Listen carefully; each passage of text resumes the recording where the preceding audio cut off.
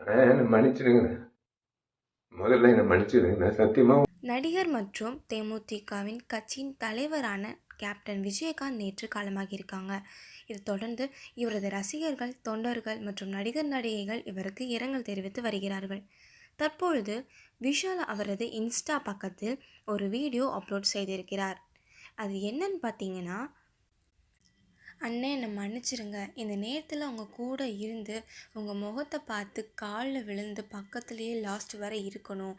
ஆனால் என்னால் முடியல, நான் இப்போது வெளிநாட்டில் இருக்கேன். நல்லது செய்கிறதுலாம் அவ்வளோ பெரிய விஷயம். அந்த விஷயத்தையும் உங்ககிட்ட இருந்து தான் கற்றுக்கிட்டேன். ஒரு நடிகரையோ இல்லை கட்சி தலைவரையோ இழந்துட்டோன்னு எனக்கு வருத்தம் இல்லை, ஒரு நல்ல மனிதனை இழந்துட்டோமேன்னு அவ்வளோ வருத்தமாக இருக்குண்ணே அப்படின்னு சொல்லி ஒரு வீடியோ பதிவிட்டிருக்கிறாரு. கேப்டன் விஜயகாந்த் அண்ணா வந்து இறந்துட்டாருன்ற விஷயம் வந்து இப்பதான் கேள்விப்பட்டேன். என்ன மன்னிச்சிடுங்க.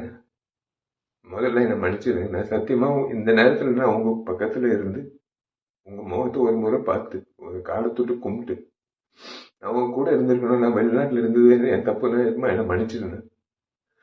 ஏன்னா நான் வந்து நல்லது செய்யறது வந்து சாதாரண விஷயம் இல்லை.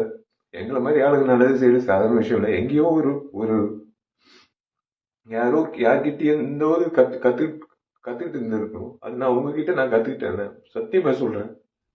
ஏன்னா உங்க அலுவலகத்துல வந்து கிட்டத்தட்ட 20 வருஷம் முன்னாடி நான் கேள்விப்பட்டிருக்கேன். நான் நிறைய முறை நிறைய பேர் சொன்னது நான் கேட்டிருக்கேன். உங்க அலுவலகத்துக்கு யாராவது பசியோட வந்தா நீங்க வந்து சோறு போட்டு அனுப்புவீங்க. அதே தான் நான் வந்து நானும் செய்யணும் அப்படின்னு இறங்கினேன். அதே மாதிரி நீங்க எவ்வளவு உதவி பண்ணியிருக்கீங்க இந்த சமுதாயத்துக்கு. இன்னைக்கு வந்து ஒரு அரசியல்வாதியோ ஒரு ஒரு நடிகர் சங்க முன்னாள் தலைவரோ இழந்ததை விட ஒரு நல்ல மனிதர் இழந்ததுதான் என்னால ஜீரணிக்க முடியலன்னு.